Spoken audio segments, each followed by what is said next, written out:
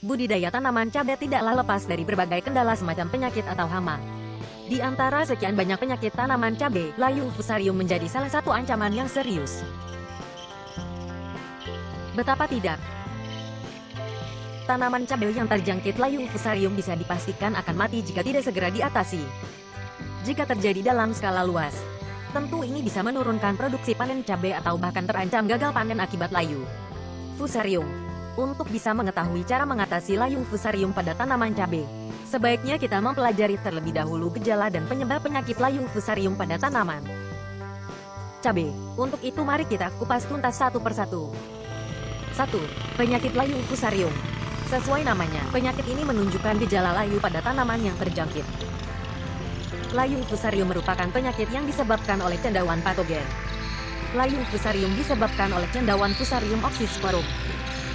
Cendawan ini merupakan salah satu cendawan patogen yang sangat kuat terhadap fungisida apapun, sehingga penyakit layu fusarium sendiri menjadi sangat sulit diatasi. Perkembangbiakan cendawan Fusarium oxysporum adalah menggunakan spora.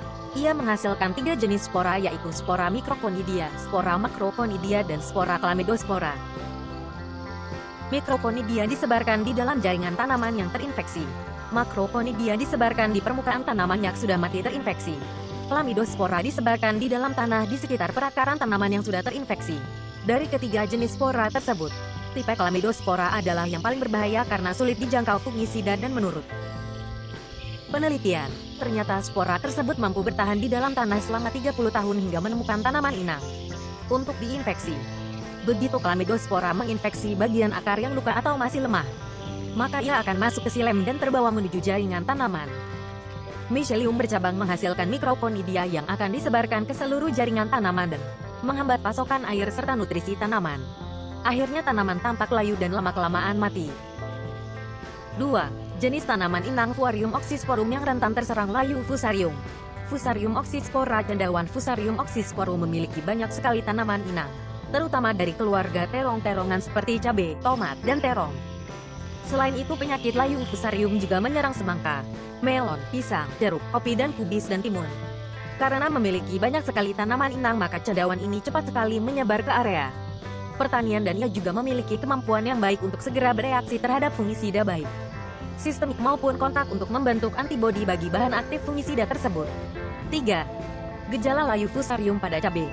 Pada budidaya cabai, pada area lahan terbuka, serangan layu fusarium sering sekali dijumpai pada tanaman baik usia muda maupun sudah dewasa. Gejala yang ditunjukkan yaitu tanaman akan tampak layu pada pukul 10.00 sampai 14.30 selama siang hari, dan akan kembali tampak segar pada pagi serta sore hari selama proses fotosintesis berkurang. Sekilas mirip dengan layu bakteri, namun bedanya adalah pada lamanya fase infeksi yang mana layu bakteri maka tanaman akan langsung mati kering dalam 2-3 hari, sedangkan layu fusarium akan tampak layu dan semakin parah hingga mati membutuhkan waktu sekitar 7-10 hari. 4. Cara mencegah serangan layu fusarium pada tanaman cabai. Mencegah layu fusarium dengan trichoderma hingga saat ini memang belum ditemukan fungisida kimia yang benar-benar efektif untuk mengatasi serangan layu fusarium. Namun demikian cendawan ini tetap bisa dikendalikan populasinya pada lahan tanam. Melakukan pergiliran tanam dengan tanaman yang tahan terhadap layu fusarium guna mengendalikan populasi dan perkembangan cendawan Fusarium oxysporum di lahan tanam kita. Rutin melakukan penyiangan dan mengatur jarak tanam yang tepat. Menancapkan ajir tanaman di wala tanam guna menghindari ajir melukai akar tanaman. Menggunakan fungisida sistemik setiap 10 hari sekali guna mencegah infeksi yang cepat dari cendawan. Menerapkan perlakuan trichoderma yang merupakan fungisida alami yang merupakan cendawan baik yang melawan cendawan patogen. Ini adalah yang paling efisien untuk mencegah layu fusarium. Cara penggunaannya adalah dengan membuat pupuk dasar menggunakan fermentasi trichoderma serta pengkocoran trichoderma pada setiap lubang tanam. 5. Cara mengatasi layu fusarium pada tanaman cabai. Apakah yang harus kita lakukan jika mendapati tanaman kita ada yang terserang layu fusarium? Segera cabut tanaman yang terlihat menunjukkan gejala layu fusarium dan bakar. Anda juga bisa membuang sebagian tanah di bekas akar tanaman tersebut dan menyemprotkan fungisida. Kontak berbahan aktif klorotalonil atau tembaga hidroksida.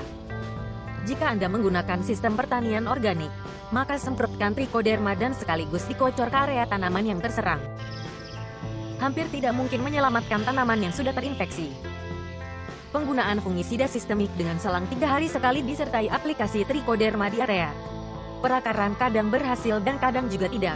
Daripada menularkan ke tanaman lain maka lebih baik dimusnahkan saja. Penyakit layu fusarium memang menjadi momok karena keganasannya yang sulit diatasi.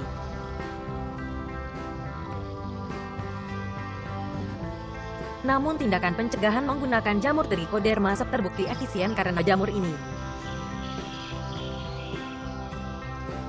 bersifat parasit dan mematikan bagi berbagai jamur patogen lain seperti Fusarium oxysporum ini. Itu artinya tindakan pencegahan harus Anda lakukan ketimbang mengobati tanaman yang terinfeksi. Fusarium oxysporum